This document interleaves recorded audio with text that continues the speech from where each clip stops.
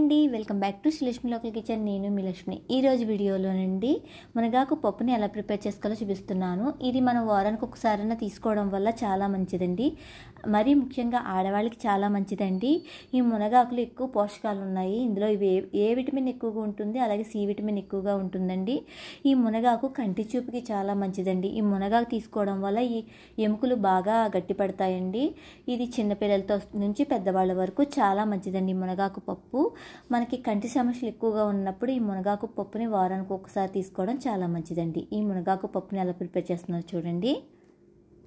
నేనండి 1/2 కిలో పప్పు తీసుకున్నానండి. ఈ పప్పుకి కందిపప్పు 1/2 కిలో కందిపప్పు తీసుకున్నాను నేను. అలాగే దీనికి నేను ఇంత మునగాకు తీసుకుని కడిగేసి శుభ్రంగా పక్కన పెట్టుకున్నాను. ఈ పప్పుని అన్నది కొంచెం స్టవ్ వెలిగించుకునండి, దోరగా వేయించుకోవాలి. మనకి కందిపప్పుని కొంచెం లైట్గా వేయించుకున్నాం అనుకోండి, టేస్ట్ అనేది బాగుంటుంది. నేను అయితే లైట్గా వేయించి అప్పుడు పప్పు వండుతానండి. లైట్గా వేగింది కదండి, వేగిన తర్వాత దీన్ని స్టవ్ ఆఫ్ చేసేసుకోవాలి. స్టవ్ ఆఫ్ చేసేసుకుని శుభ్రంగా కడిగేసుకోవాలి. నేను స్టవ్ ఆఫ్ చేసేసానండి. దీన్ని కుక్కర్లో వేసేసి కడిగేస్తున్నాను. 2 సార్లు కడిగేసుకున్న తర్వాత ఇంకొంచెం చూడండి, వాటర్ వేసేసి శుభ్రంగా కడిగేస్తున్నాను. ఇప్పుడంటే కడిగేసిన తర్వాత నేను నానబెట్టేస్తున్నానండి. నానబెట్టిన ఒక 1/2 గంట పాటు నానబెట్టి దాంట్లో సరిపడా వాటర్ అంటే 2 గ్లాసులు వాటర్ వేసానండి. వాటర్ వేసి స్టవ్ మీద పెట్టి మంట ఎక్కువ కాకుండా తక్కువ కాకుండా స్లో ఫ్లేమ్లో పెట్టి ఉడకనివ్వాలండి. ఇంకోండి, ఇప్పుడు మునగాకు కూడా ఆల్రెడీ కడిగేసానండి. నేను కడిగేసి శుభ్రంగా పక్కన పెట్టుకున్నాను. దీనికి ఇంట్లో ఉల్లిపాయ, పచ్చిమిర్చి, టమాటా కూడా వేస్తున్నాను. ఇప్పుడు పప్పు అయితే ఉడుకుతుంది ఇంకోండి, ఇలా పొంగుతున్నప్పుడు. అందుకంటే నేను కుక్కర్లో పెట్టలేదండి. మనకి పొడి పొడిలాడుతూ రావాలంటే కుక్కర్లో పెట్టుకోకూడదు. ఇంకోండి చూడండి, మనకి 4 వంతుల్లో 2 వంతులు ఉడికిపోయింది. ఇంకొక వంతు ఉడికిన తర్వాత మునగాకు అన్నది వేసేయాలి. ఇప్పుడు చూడండి, మునగాకు వేసేస్తున్నాను. ఈ మునగాకు శుభ్రంగా కడిగి పక్కన పెట్టుకున్నాను కదండి, మునగాకు అన్నది వేసేస్తున్నాను. కొంచెం ఆకు అన్నది ఎక్కువగా ఉన్నదనుకోండి, మనకి చాలా మంచిదండి. ఈ మునగాకు ఎక్కువగా ఎముకలు గట్టిపడడానికి కూడా బాగా ఉపయోగపడుతుందండి. మునగాకులో చాలా పోషకాలు ఉన్నాయి. ఇప్పుడు అయితే ఉడుకుతుంది కదండి, సిమ్మిల్లో పెట్టి ఉంచుతున్నాను, స్లో ఫ్లేమ్లో పెట్టి ఉంచుతున్నాను. ఇలా ఉడకడం వల్ల మనకి పప్పు అన్నది పొడి పొడిలాడుతూ వస్తుంది. కుక్కర్లో అయితే మెత్తగా అయిపోతుంది, ఇందులో అయితే పొడి పొడిలాడుతూ వస్తుంది. చూడండి, 2 ఈక్వల్గా ఉడుకుతున్నాయి. ఇందులోని ఇప్పుడు మనం సమానంగా కట్ చేసుకున్న చిన్న చిన్న ముక్కలుగా కట్ చేసుకున్న ఒక టమాటా వేస్తున్నాను. అలాగే పచ్చిమిర్చి, ఉల్లిపాయ ముక్కలు కూడా వేస్తున్నానండి. ఇంకోండి 5-6 పచ్చిమిర్చి తీసుకున్నాను, ఒక ఉల్లిపాయ తీసుకున్నాను. అవి ఇక్కడ ముక్కల కింద కట్ చేసి వేసేసుకుంటున్నాను. ఇవి ఇప్పుడు బాగా ఒక 5 నిమిషాల పాటు ఉడకనివ్వాలి. ఉడికిన తర్వాత ఇందులో మిగతా ఇంగ్రీడియంట్స్ కారం, పసుపు, ఉప్పు వేసుకుంటే సరిపోతుంది. చూడండి, మనకు ఉడుకుతుంది కదండి. ఇందులో కొంచెం లైట్గా చింతపండు వేస్తున్నాను. మీ చాయిస్ని బట్టి వేసుకోండి, లేకపోతే లెమన్ వేసుకున్నా బాగానే ఉంటుంది. మీరు చాయిస్ని బట్టి వేసుకోండి. ఇప్పుడు బాగా ఉడుకుతుంది కదండి.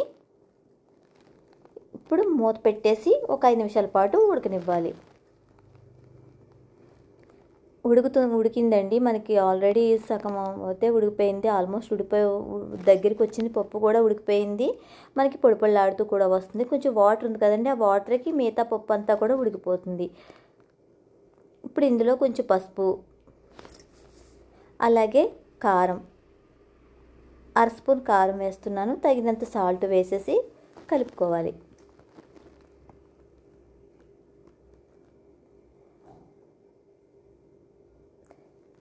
మనకి పొడి పొడిలాడుతూ కావాలి కాబట్టి కొంచెం వాటర్ అనేది తక్కువ వేసాను నేను.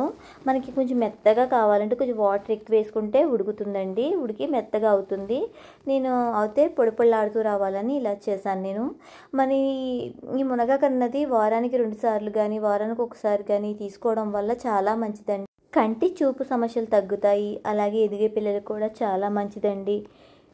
చాలామంది పిల్లలు కొంచెం పొట్టిగా ఉంటారు. అటువంటి పిల్లలకు ఇది వారానికి 2-3 సార్లు ఇచ్చామనుకోండి, వారి ఎదుగుదల బాగుంటుంది. ఈ పప్పు అయితే ఉడికిపోయింది కదండి. ఇప్పుడు స్టవ్ వెలిగించి నేను పోపు అన్నది వేస్తానండి. నేను నెయ్యి వేస్తున్నాను. నెయ్యి వేసి పోపు పెడుతున్నానండి. పాన్ పెట్టాను కదా, పాన్ వీటెక్కింది, అందులో నెయ్యి వేసానండి. 2 స్పూన్ల నెయ్యి, అలాగే 2 స్పూన్ల నూనె వేసి ఈ మునగాకు పప్పు అన్నది పోపు పెడతానండి. నెయ్యి కూడా చాలా హెల్దీ అండి. అందులో ఆవు నెయ్యి వాడితే చాలా మంచిది, కొలెస్ట్రాల్ ఉండదు. అలాగే నువ్వుల నూనె కూడా వాడితే చాలా మంచిదండి. నేను నువ్వుల నూనె ఎక్కువగా వాడతానండి. ఇప్పుడు నూనె వీటెక్కింది కదండి, ఇందులో 5-6 వెల్లుల్లి రెబ్బలు వేసానండి. వెల్లుల్లి రెబ్బలు వేగుతున్నాయి కదా, అందులో 1 స్పూను జీలకర్ర, 1 స్పూను ఆవాలు వేసాను. అవి కూడా చిట్పట్లాడుతూ మనకి ఆ ఫ్లేవర్ అన్నది వాసన అన్నది రావాలండి.